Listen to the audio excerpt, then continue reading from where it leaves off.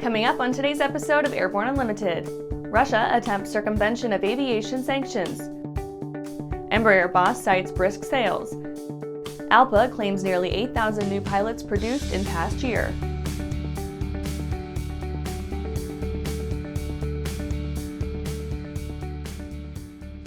Welcome to Airborne Unlimited. I'm your host, Holland Lee. Let's get into today's stories. Russia attempts circumvention of aviation sanctions.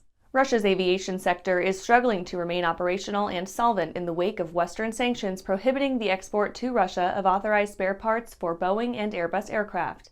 The sanctions were levied in response to Russia's invasion of and ongoing war with Ukraine. As the conflict enters its sixth month, operators such as flag carrier Aeroflot and its subsidiary Rossiya are struggling to service their fleet of Western aircraft. Russia is reportedly attempting to circumvent these sanctions by authorizing Russian companies to produce spare parts for Western aircraft. Counterfeit parts will initially include cabin items such as galley equipment and seats, but could be expanded to mechanical parts in the future. The Moscow newspaper Vedomosti reports Rossiya, Russia's civil aviation regulatory body, has authorized 5 domestic companies to produce the counterfeit parts. Among the companies are A-Technics, which is owned by Aeroflot, and S7, a subsidiary of Russia's second-largest airline group. When the sanctions were initially imposed, aviation analysts estimated that Russian airlines would only be able to safely operate their Airbus and Boeing aircraft for a few months before a lack of spare parts made doing so genuinely dangerous. Coming up after the break, shareholders urged to vote in favor of Spirit-Frontier merger. Aviation Safety Resources is disrupting the market for aircraft emergency parachute recovery systems. ASR systems are smaller, lighter weight, and offer longer repack cycles than similar products available in the current market. ASR has a recovery system available for every type of aircraft: sport, experimental, light sport, general aviation, urban air mobility, vertical takeoff and landing, electric propulsion, and unmanned aerial systems. Find the right product for your aircraft at aviationsafetyresources.com. At Diamond Aircraft, innovation is in our DNA. Whether you're taking to the skies for training or business travel, every aircraft in Diamond's lineup features innovative technology, an industry-leading safety record, superior performance and efficiency, and a comfortable flying experience. No other company has pioneered as many aviation firsts, achieved more milestones, or received the same amount of industry praise as Diamond. Discover why Diamond Aircraft is one of the most trusted manufacturers in aviation at diamondaircraft.com. Well, hello, fellow pilot. I'm John King. And I'm Martha King. You know, we've all had our flying lives disrupted lately. Well, King Schools is here to help you stay up to date with courses that you can access on your desktop, iPad, or iPhone. If you'd like a refresher or just want to expand your aviation horizons, we have a course for you. So head over to kingschools.com/Rusty today for details. Welcome back. Now let's take a trip around the patch for some other interesting stories. Shareholders urged to vote in favor of Spirit and Frontier merger. Spirit Airlines has announced that an American proxy advisory services concern has recommended that Spirit stockholders vote in favor of a proposed merger with Frontier Airlines. The merger, which would see the 2 largest discount carriers in the U.S. come together to create the 5th largest airline in the country, is expected to close in the second half of 2022, pending completion of the regulatory review process and approval by Spirit stockholders. The deal gives Denver-based Frontier Airlines a 51.5% controlling stake in the combined airline. Pilot dismissed after ill-timed nap. The captain of an ITA A330 has been fired by the Italian state carrier for allegedly falling asleep at the controls of his aircraft during a flight from New York to Rome. Marseille ATC was unable to contact the Airbus, designated flight AZ609, for an unknown period of time. However, the pilots on board the ITA jet eventually did report before continuing on to Rome without incident. The captain subsequently stated that the radio connection was interrupted due to a technical issue, but ITA refuted the claim after an examination of the aircraft. USAF Secretary seeks to expedite development of F-22 Successor. The United States Air Force's secretive and highly classified Next-Generation Air Dominance Fighter program has entered its crucial engineering and manufacturing development phase, states USAF Secretary Frank Kendall. In a discussion at the Heritage Foundation, Kendall said the Air Force began early experimental prototyping on NGAD in 2015. This early testing was designed to assess and reduce program risks while developing key technologies essential to the Intuit aircraft. Balloon and train collision under investigation. 3 people were injured when a hot air balloon collided with a train in Wisconsin. The individuals who were erroneously reported to have suffered life-threatening injuries were treated and released from a Milwaukee hospital. Early reports from on-scene witnesses indicated the hot air balloon appeared to be in distress before colliding with a northbound train. The Federal Aviation Administration reports the crash involved a Cameron Balloons Z-90 hot air balloon.